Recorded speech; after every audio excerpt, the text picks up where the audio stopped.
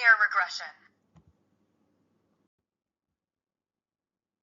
Using the scatter plot worksheet in the practice file, this section demonstrates how to convert the relationship between age and the number of card usages into a mathematical equation and how to show the explanatory power of the equation.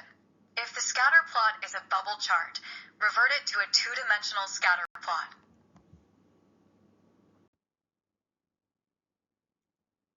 Select Trend Line from the plus sign and More Options. When you double-click the trend line, the Format Trend Line window will appear. Try changing the color and line width to your preference.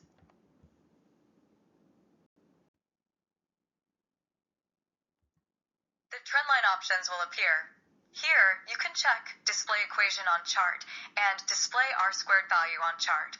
The R-squared value, known as the coefficient of determination, shows the proportion of the variance in the data explained by the formula.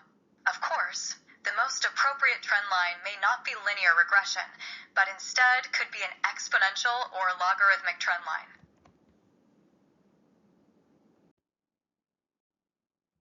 So, let's try choosing the logarithmic approximation and display R-squared values on chart.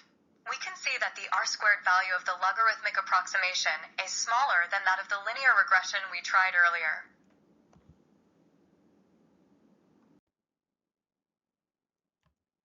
Select what you would like to show in the chart using the checkboxes. For example, select linear and turn off the display of R-squared values, leaving only the equation. The title of the chart should be Relationship between Age and Number of Card Usage. Let's review what we have learned so far. The R-squared value, or the coefficient of determination, is an indicator of how well the trend line explains the overall variation. In this case, the orange dotted regression line explains 6.5% of the total variation. I hope you remember the concept of the total variation. The difference between the mean of y represented by the red dashed line and each plot represented by blue dots is deviation.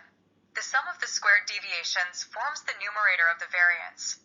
If there is no relationship between x and y, the blue dots would scatter around the mean of y regardless of the value of x.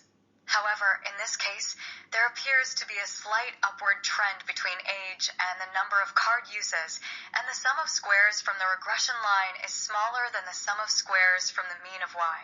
For example, in this specific plot, the residual from the mean is a little larger than the residual from the regression line. Because there are many such points, the sum of squared deviations becomes smaller, meaning the unexplained portion is reduced. In other words, the regression line explains the data better than the mean does. The R-squared value shows that 6.5% of the variation is explained by the regression line.